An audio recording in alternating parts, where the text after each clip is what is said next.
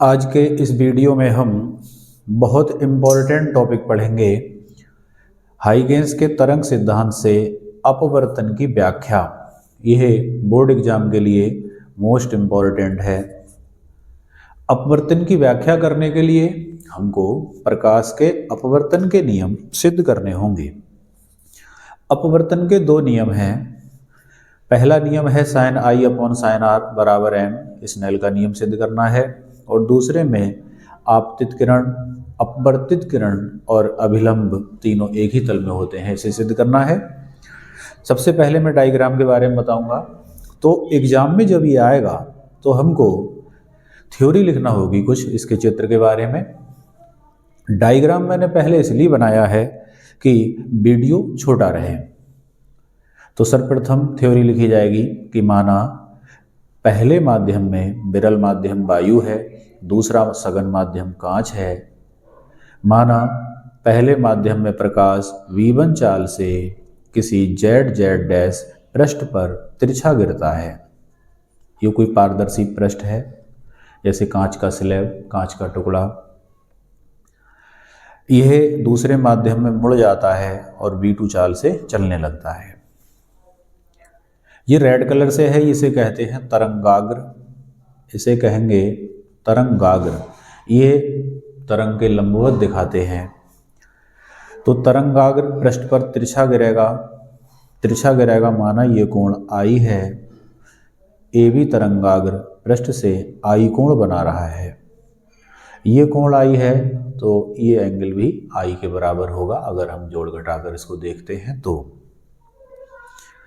तरंगाग्र जब तिरछा गिर रहा है तो सबसे पहले इसका ए सिरा इसको टच करेगा, स्पर्श करेगा।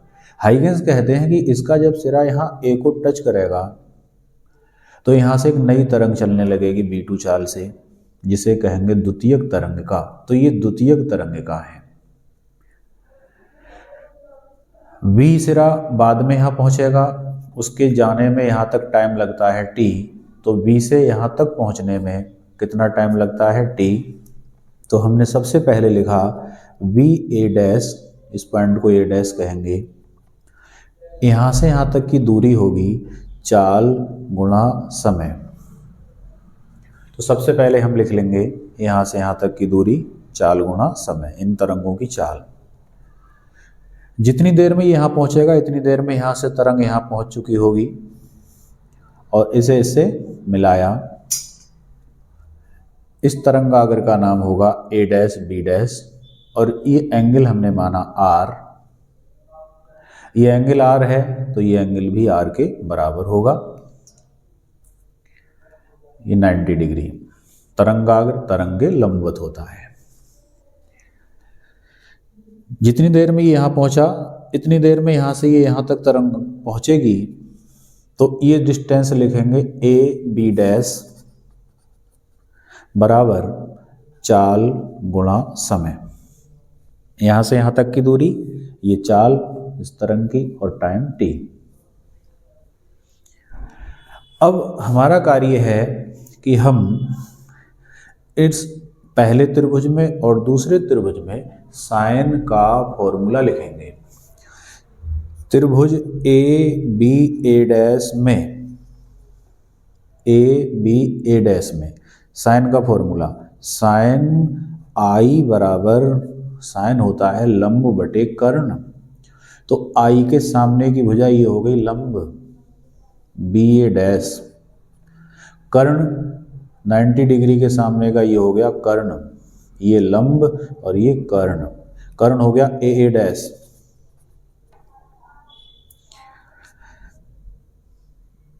ऐसे ही त्रिभुज, नीचे वाला त्रिभुज A B dash A dash में, इसमें फॉर्मूला लगाया sine are equal to, sine r बराबर लंब बटे कर्ण।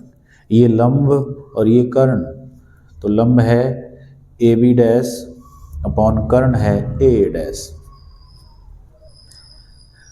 दोनों साइन की वैल्यूज को हम भाग करेंगे तो sine I upon sine are equal to sine I की वैल्यू और साइन आर की वैल्यू।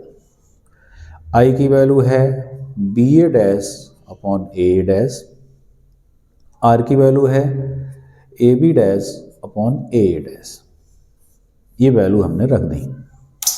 वैल्यू रखने के बाद ए डैश कट जाएगा, तो हमारे पास बचता है, यहाँ लिख लेते हैं, बी ए डैश की वैल्यू ये है B1 into t, A B dash की वैल्यू ये है B2 इंटू टी, और इधर साइन आई अपॉन साइन आर। इसमें टी से टी कट जाएगा, तो साइन आई अपॉन साइन आर बराबर B1 अपॉन B2 बराबर लिख सकते हैं कांस्टेंट। अगर दो स्टेप बराबर हैं तो इनके बराबर में तीसरा कांस्टेंट लिख सकते हैं। तो यही स्नेल का रूप है, तो अपवर्तन का पहला नियम सिद्ध हो जाता है।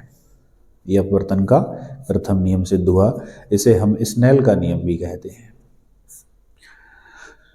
स्नेल का नियम भी कहते हैं। लेकिन इसमें एडवांस बात भी प्रूव हो गई।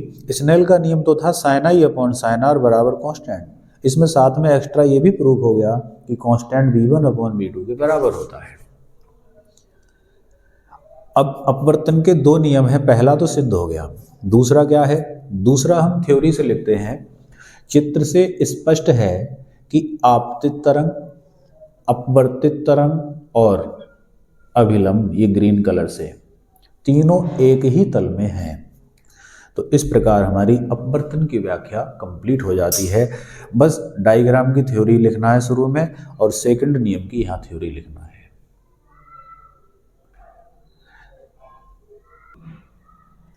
एक नज़र में रिपीट इसको। ऊपर यहाँ से यहाँ तक की दूरी लिखेंगे बी ए डैश बराबर B1 इंटू टी, यहाँ से यहाँ तक की दूरी लिखेंगे ए बी डैश बराबर B2 इंटू टी, दूरी बराबर 4 गुना समय।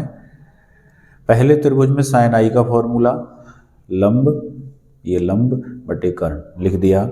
इसमें साइन आर का फॉर्मूला, लंब ए बी डैश अपॉन कर्ण ए डैश।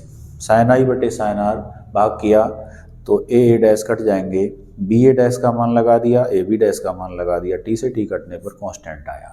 स्नेल का पहला नियम प्रूफ। दूसरा नियम थ्योरी से लिखेंगे। आपतित किरण, अपवर्तित किरण और अभिलंब तीनों एक ही तल में होते हैं। ये ग्राफ से स्पष्ट है। धन्यवाद।